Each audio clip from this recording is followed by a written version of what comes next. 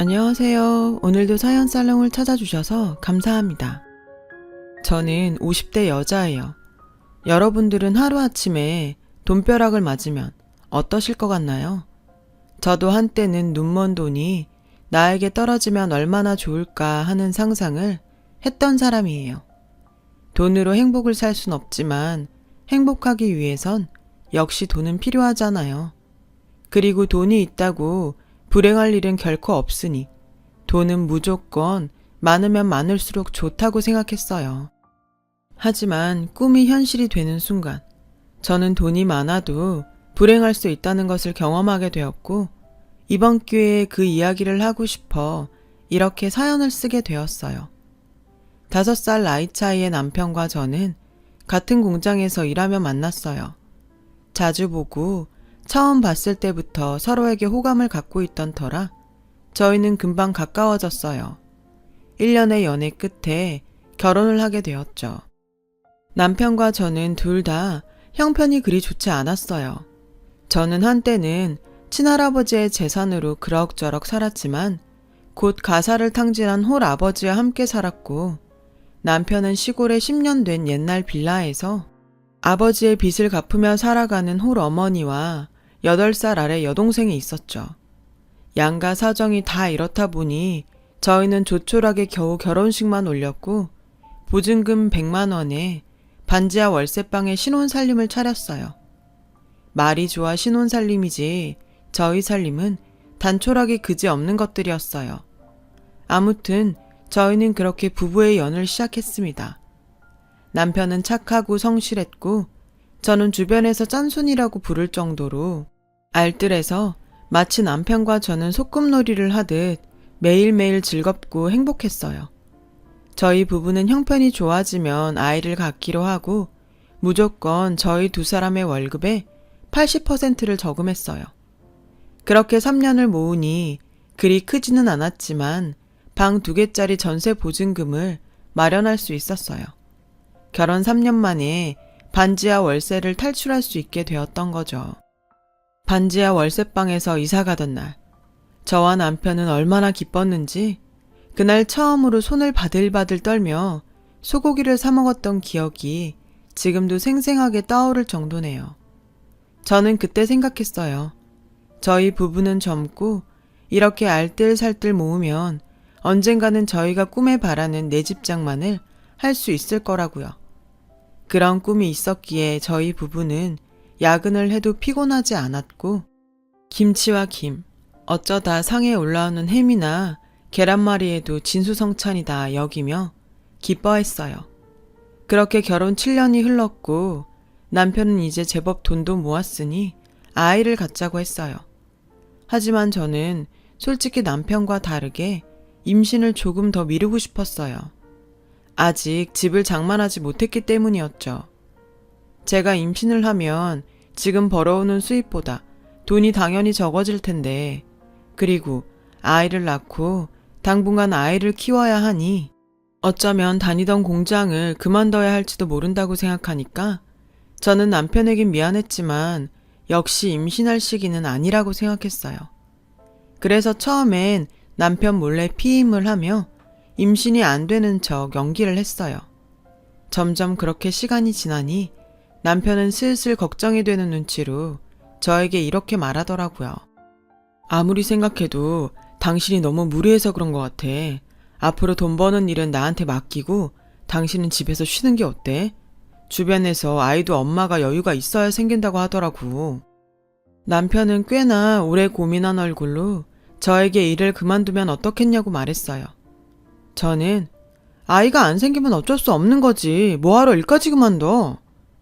그렇게 남편에게 그만 화를 냈죠. 남편은 제가 임신이 되지 않자 스트레스를 받아 짜증을 냈다고 생각하는 눈치였어요. 하지만 남편은 역시 아이만큼은 꼭 갖기를 원했고 저에게 이렇게 이야기하더라고요. 나는 당신이랑 결혼해서 지금까지 행복했지.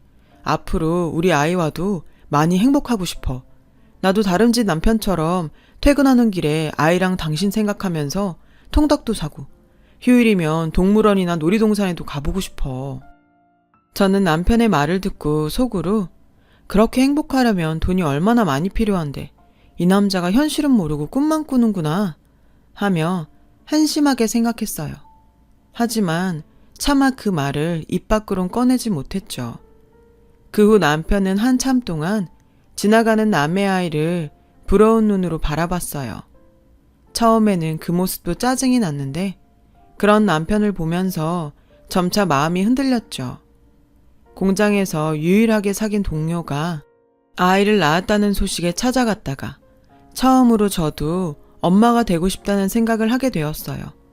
그래서 남편에게 임신 전까지는 공장에 다니고 임신을 하면 그만두겠다고 얘기해 놓았고 남편 몰래 하던 피임도 그만뒀어요. 피임을 그만뒀으니 저는 금방이라도 임신이 될 것 같은 기분으로 지냈는데 너무 쉽게 생각한 탓일까. 임신은 생각처럼 쉽게 되지 않았어요. 남편은 이전부터 임신이 잘 되지 않는다고 생각했기에 별 생각이 없어 보였지만 저는 남편과 다르게 불안했죠. 내가 혹시 불임인가? 피임약을 계속 먹어서 임신이 안 되나? 여러 가지 생각이 들더라고요. 저는 고민 끝에 일을 그만뒀고 아이를 갖기 위해 노력하며 지냈어요. 그렇게 꼬박 3년. 저희 부부에겐 임신의 기쁨은 찾아오지 않았어요. 오히려 매번 부푼 기대감으로 임신 테스트기를 확인하다 테스트기의 한 줄을 보곤 천국과 지옥을 오갔죠. 나날이 지쳐갔어요. 그러자 보다 못한 남편은 저를 붙잡고 이렇게 말하더군요. 아이가 있었으면 좋겠지만 나는 지금처럼 우리 둘만 잘 지내도 괜찮다고 생각해. 그러니까 너무 스트레스 받지 말고 아기는 그냥 하늘에 맡기자. 그동안 당신이 너무 애썼어. 당신 혼자 애쓰는데 나는 아이만 바라고 있고 미안해서 도저히 못 보겠다. 나는 정말 괜찮으니까 우리 예전처럼 우리끼리라도 잘 살자. 힘들어하는 저를 위해 남편은 아이가 없어도 괜찮다고 말했어요. 그러면서도 고맙게도 아이 소식을 은근히 기다리고 있던 시댁에 자기가 문제가 있어 아이가 생기지 않는다고 이야기도 해주었어요. 그렇게 시간이 흘렀어요. 신혼도 아니고 아이도 없고 수입도 반으로 줄어 어디에서도 행복을 찾기는 어려웠던 어느 날 정말 생각지도 않았던 일이 저에게 일어났지 뭐예요. 4년 전 돌아가신 친정아버지가 유일하게 남겨주신 땅이 있었는데 그 땅이 글쎄 재개발이 결정돼서 대단지 아파트가 들어설 거라는 소식이었어요. 그냥 팔기는 돈이 안 되고 이렇게 저렇게 생각해도 답이 없어 놀리기만 했던 그런 땅이었는데 친정아버지가 남겨주신 꽤 많은 평수의 땅은 저에게 무려 100억이라는 어마어마한 돈으로 돌아왔습니다. 돈이 통장으로 들어오기 전까지는 이 사실이 믿기지 않아 남편에게도 알리지 않았는데 정말로 통장에 돈이 들어오던 날 저는 처음 보는 큰 액수에 통장에 찍힌 금액을 반복적으로 세보았어요. 눈으로 확인까지 했는데 너무 큰 횡재라 저는 이게 꿈인가 생시인가 어지럽기까지 하더라고요. 그래도 그 순간 가장 먼저 생각났던 사람은 역시 남편이었어요. 그동안 알뜰살뜰 절약만 하고 살았던 지난날이 떠올라 저는 얼른 이 100억이 든 통장을 남편에게 보여주고 싶었어요. 그날 저녁 전 기쁜 마음으로 남편의 퇴근을 기다렸고 제 이야기와 통장에 찍힌 돈을 본 남편은 도저히 믿어지지 않는다며 제가 그랬듯 통장에 찍힌 금액을 세고 또 세며 우리 부부는 설레는 마음으로 그날 밤 한숨도 자지 못했어요. 저와 남편은 밤새 이 돈으로 무엇을 하면 세상에서 가장 행복할 수 있을까 하는 행복한 고민을 했어요. 그리고 저는 꿈에 그리던 집장만을, 그리고 남편은 크고 고급스러운 고깃집을 차리기로 했어요. 주변에서는 저희 부부에게 돈벼락을 맞았다며 부러워했고 동시에 서로 앞다퉈 자신들의 힘든 사정을 이야기하곤 돈을 빌려달라고 했어요. 당연히 아주 친한 지인이라면 도와주지 않을 이유가 없었는데 친하지도 않았던 사람들이 어떻게 알고 자꾸만 돈을 빌려달라고 해 한동안 애를 먹었어요. 저희 부부는 그런 사람들에게 단호하게 그럴 수 없다고 거절했죠. 그러자 저희 부부를 부러워하던 사람들이 저희 부부를 원망하며 말도 안 되는 이상한 나쁜 소문을 악의적으로 만들어 퍼뜨리기 시작하더군요. 지금 생각해보니 그때부터가 시작이었던 것 같아요. 하루아침에 큰 돈이 생기니 그동안 잘 지냈던 주변 사람들은 자꾸만 멀어져 갔고 저희 부부 자체보다 저희가 가진 돈에 관심 있는 사람들이 꼬이기 시작했죠. 소문은 정말 무섭게 퍼져나갔고 어쩐지 주변에선 저희의 돈을 저희가 고생해서 번 돈이 아닌 운이 좋아 걷어 얻어진 돈이라며 저희 부부에게는 뭐든 바가지를 씌워도 괜찮다는 식의 이야기까지 나돌았고 저희 부부는 어쩔 수 없이 그동안 알고 지낸 사람들과 모두 연을 끊어야 했어요. 그리고 전혀 연고가 없는 지역으로 집을 장만해 이사를 가게 되었어요. 그 근방에 남편이 바라던 고깃집을 차렸고요. 남편은 매일 유명한 고깃집을 찾아다니며 비법을 배우러 다녔고 남편이 노력한 결과 저희 가게는 빠른 속도로 맛집이라는 소문이 나기 시작했어요. 저는 그때 돈을 번다는 말이 이럴 때 쓰는 말이구나 하며 땅을 남겨준 친정아버지가 얼마나 고마웠는지 몰라요. 그런데 그러던 중 전혀 생각하지도 못했던 일이 벌어졌어요. 남편에게 제가 받은 유산에 대한 소식을 들은 시댁 식구들이 하나 둘 저에게 돈 부탁을 해오는 거예요. 아가, 내가 정말 너한테 이런 말하기 미안한데 내가 나이도 있고 몸도 성하지 못하니 네 시아버지 빚 갚는 게 너무 힘들구나. 네가 좀 도와주면 안 되겠니? 다른 사람이면 몰라도 시어머니 부탁인데 제가 어떻게 싫다고 할 수 있겠어요. 당연히 시아버지의 빚을 한 번에 갚아드렸고 그 일을 시작으로 정말 이럴 수가 있나 하는 시댁 식구들의 어이없는 요구가 계속해서 이어졌어요. 니네들은 좋은 데 살고 호의호식하면서 나한테 미안하지도 않니? 우리도 니네 집처럼, 아니 니네 집보다 더 좋은 집 하나 사줘라. 모쪼록 본가가 집이 더 좋아야지, 안 그러니? 언니, 나 이번에 치과의사랑 선보는데 언니가 나 옷이랑 가방 좀 사줘요.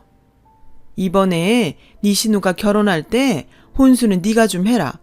그리고 예물도 네가 좀 해줘. 다른 사람도 아니고 친동생인데 그 정도는 할 수 있지? 아, 그리고 의사 사위 얻으려면 열쇠 3개는 기본이라고 하더라. 참고해라. 저는 정말 기가 차서 말이 나오지 않았어요.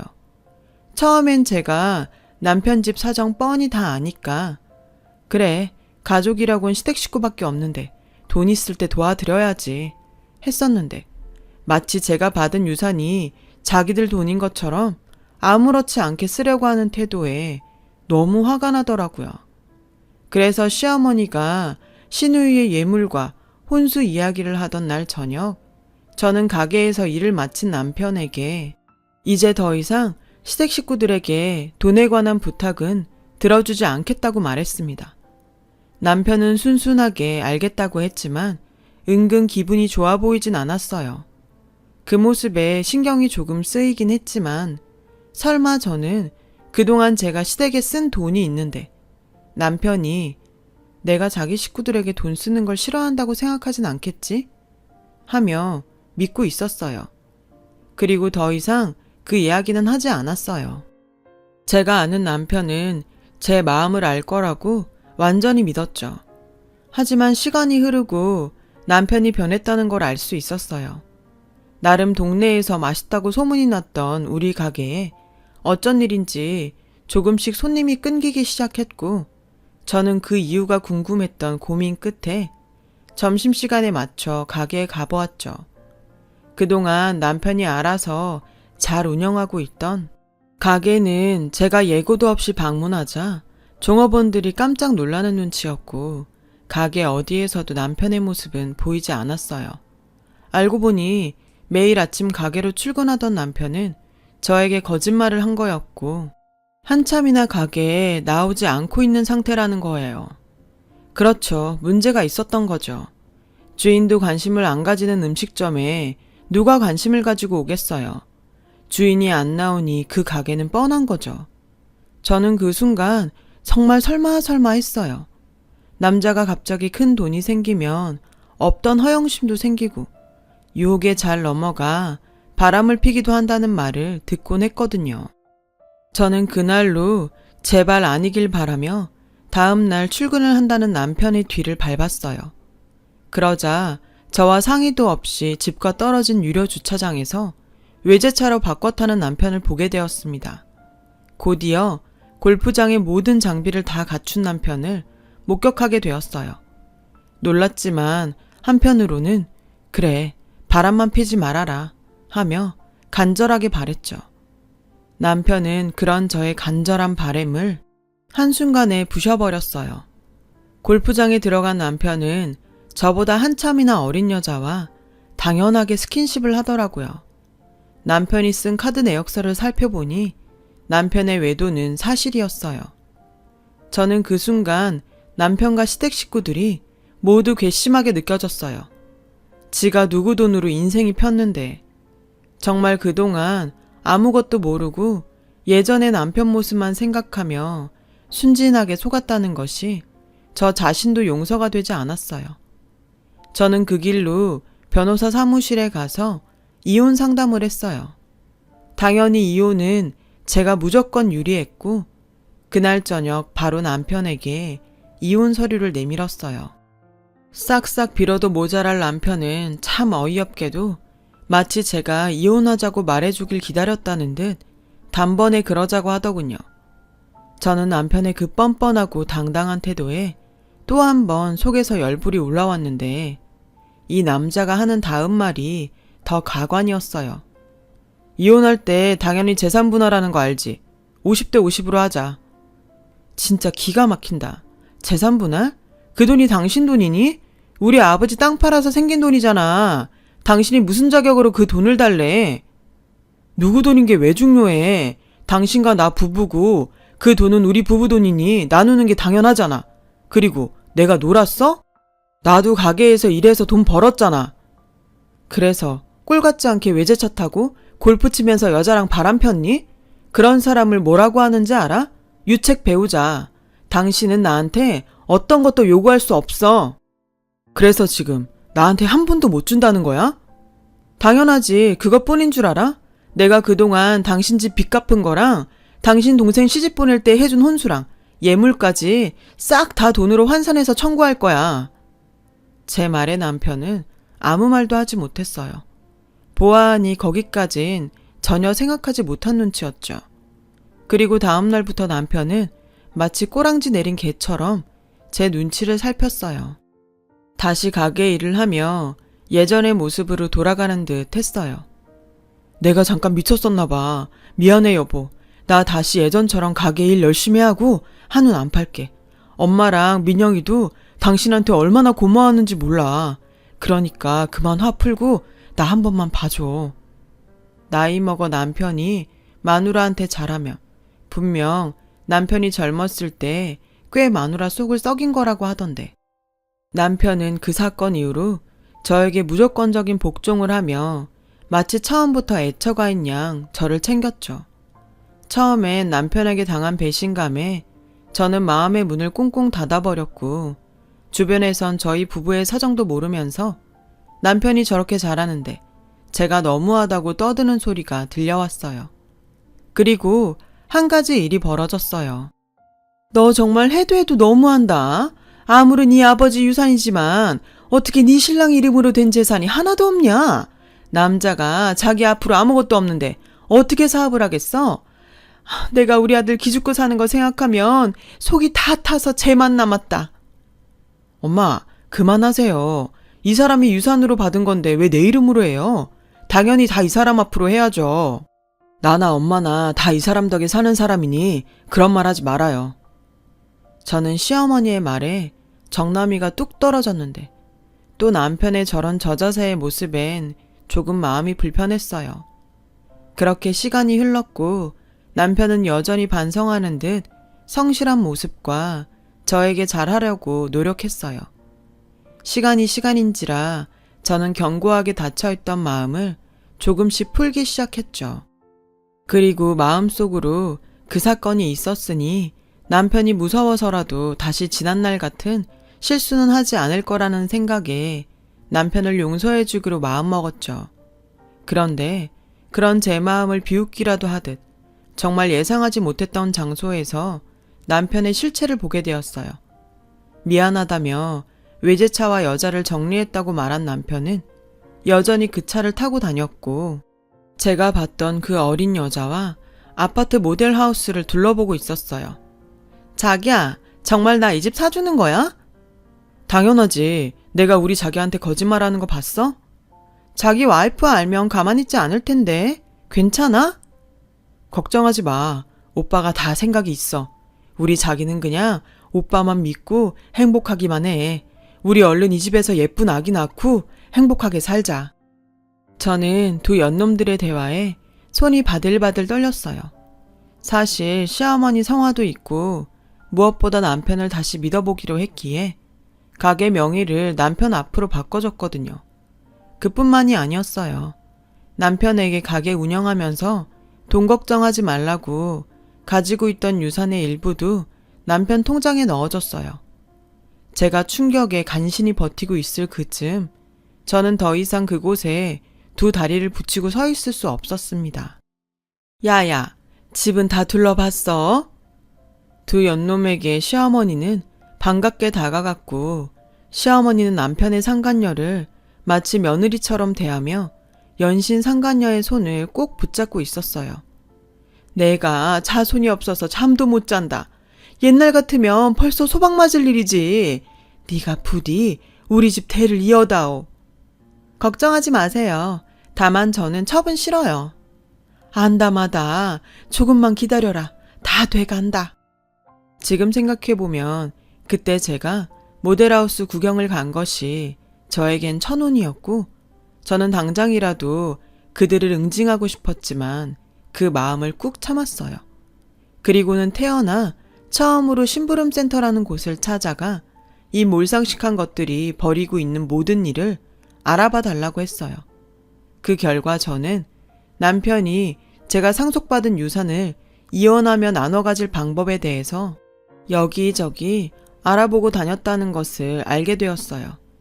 명의가 자기 앞으로 되어 있지 않는 한 불가능하다는 결과에 어떻게든 자기 명의로 재산을 돌리려고 온갖 수작을 부리고 있다는 것까지 모두 알게 되었죠. 그중 정말 소름은 설마 했던 그 일의 중심에 저희 시어머니가 있었다는 거였는데요. 찢어지게 가난했던 이 거렁뱅이 같은 것들이 돈맛을 보고 눈이 뒤집힌 꼴이었어요. 저는 제가 그동안 이 거렁뱅이들한테 쏟아부은 것들을 되찾아올 방법을 생각해야 했어요. 그래서 달력을 뒤져보며 한 가지 묘책을 생각해냈죠. 그 묘책을 실행할 때는 다음 달 있을 시어머니 생신이 디데이였어요. 저는 시어머니와 남편, 그리고 시누이까지 모두 환장할 미끼를 생각했고 북유럽 크루즈 여행을 예약했어요. 어머, 아가, 이게 다 뭐냐? 크루즈? 엄마, 이거 배 타고 해외여행 가는 거야. 근데 배를 왜 타? 비행기를 타야지. 배에서 즐기면서 여행하는 거야. 어머, 나까지 챙겨주고. 올케 언니 너무 고마워요. 당신 너무 무리하는 거 아니야? 나는 안 가도 되는데. 가게 일한다고 쉰 적도 없잖아. 마음 같아서는 나도 가고 싶은데 지난번에 보니까 가게 종업원들한테 맡겨놓을 수만은 없더라. 그냥 자기가 나 대신 효도한다고 생각하고 다녀와. 그래, 새애기가 모처럼 이렇게 우리를 생각해줬는데 그걸 마다하는 것도 못 쓰는 거다. 우리 가서 재미나게 놀고 오자. 고맙다 아가야. 네가 정말 우리한테는 복덩이다. 좋아 죽겠는 시어머니와 남편 시누이를 보며 저는 맹수가 발톱을 숨기듯 환하게 미소를 보여줬어요. 그리고 마침내 그들이 여행을 떠나는 날 저는 그들을 배웅하며 그들이 돌아와서 마주할 지옥을 하나둘 만들기 시작했어요. 가장 첫 번째로는 남편 앞으로 해준 가게를 처분하는 일이었고 배우자이면서 이전 소유자였기에 아무런 의심도 받지 않은 채 가게를 팔아치울 수 있었어요. 저는 최대한 빨리 잔금을 받기로 하고 곧이어 시댁 본가로 내려가 시어머니가 살고 계신 아파트를 내놨어요. 집을 사드릴 때 명의는 제 앞으로 해놓은 것이 정말 다행이 아닐 수 없었어요. 그 집 역시 잔금을 최대한 빨리 받기로 하면서 저는 그들이 떠난 보름 만에 제가 그동안 퍼날랐던 돈을 회수하는 데 성공했습니다. 그중 가장 애를 먹었던 건 시누이의 예물과 혼수였는데 저는 모든 준비를 마치고 매제를 찾아가 이렇게 말했어요. 알고 계실지 모르겠는데 제가 시누이 결혼할 때 해준 게 좀 많아요. 집, 차, 병원. 그게 다 저희 아버지가 남겨주신 유산으로 산 것들인데 제가 이혼을 하면 법적으로 시누이가 저에게 다 돌려줘야 한다고 하더라고요. 어떻게 매제가 저한테 다시 돌려줄래요? 아니면 그거 다 갖고 저희 시누이랑 이혼할래요? 신윤의 내외의 부부에는 예상했던 것처럼 참 얇았어요. 매제는 저의 말에 받은 것들을 돌려줄 수 없다며 신우와 이혼을 하겠다고 했고 신우가 오기 전에 이혼 소송을 하겠다고 했어요. 저는 남편이 귀국하기 하루 전 마지막 통화를 했고 핸드폰도 없이 캐나다로 넘어갔어요. 아무것도 모르고 귀국한 남편과 시어머니 그리고 시누이는 한순간에 알거지와 이혼녀가 되었고 가진 것도 갈 것도 없는 처지에 놓인 그들은 제 돈에 눈이 멀어 왕래도 거의 하지 않았던 친척집을 전전하며 저를 찾느라 혈안이 되어 있었어요. 시누이와 이혼한 매제는 저희 좋은 정보통이었죠. 저는 캐나다에서 그들이 허우적거리는 지옥 소식을 들으며 이제까지 누리지 못했던 여유를 누려봤어요. 그리고 그동안 당한 호구짓과 배신감을 치유받았죠. 저는 관광비자가 끝나는 날 한국으로 돌아왔고 남편과 이혼 소송을 시작했습니다. 그리고 오랜만에 법정에서 남편을 보게 되었어요. 너 내가 죽여버릴 거야. 내 돈 내놔. 첫 사기꾼 같은 년. 네가 우리를 속여놓고 얼마나 잘 사는지 내가 두고 볼 거야. 남편은 거의 미쳐서 저를 보며 법원에서 죽일 듯 소리를 질렀고 방청석에 있던 시어머니 역시 마치 사기꾼을 본 듯이 눈이 뒤집혀 있었어요. 판사님은 이 모든 광경을 보고 저에게 이혼 소송 승소라는 선물을 주셨어요. 한때는 아무것도 없어도 행복했던 부부였는데 저는 이혼을 하고 홀가분한 동시에 마음이 생각처럼 좋진 않았어요. 그리고 재판 결과를 받아들이지 못하는 남편을 보고 어쩌면 남편은 그 독과 같은 돈의 맛에 다신 예전에 착하고 성실한 모습으로는 돌아갈 수 없을지도 모른다는 생각을 하면서 아이러니하게도 반지하 월세방을 탈출하면서 먹었던 소고기 생각이 났어요. 만약 드라마 같은 돈벼락이 저에게 떨어지지 않았다면 저는 지금 어떻게 살고 있을까요? 돈이 있으면 당연히 행복할 거라고 생각했는데 뜻밖의 떨어진 돈벼락은 전혀 예상하지 못한 행복과는 거리가 먼 결과를 가지고 왔어요. 다 제가 부족한 탓이었겠죠. 저는 아버지가 남겨주신 돈으로 자선 사업을 준비하고 있어요. 제가 가진 돈이 더 이상 독이 되지 않길 바라며 부디 여러 곳에서 좋은 영향을 끼쳤으면 좋겠어요. 세상엔 돈보다 중요한 것들이 많은 것 같아요. 그리고 지금은 그런 것들을 많이 발견한 사람이 어쩌면 정말 행복한 사람이 아닐까 생각하고 있습니다. 부디 지금 저의 이야기를 들어주신 분들은 돈보다 소중한 행복을 많이 발견하시길 진심으로 바라며 지금까지 제 이야기를 들어주셔서 고맙습니다. 여러분, 사연 댓글에 응원과 현명한 조언 부탁드려요. 좋아요와 구독은 저에게 큰 힘이 됩니다. 오늘도 좋은 일 가득하세요.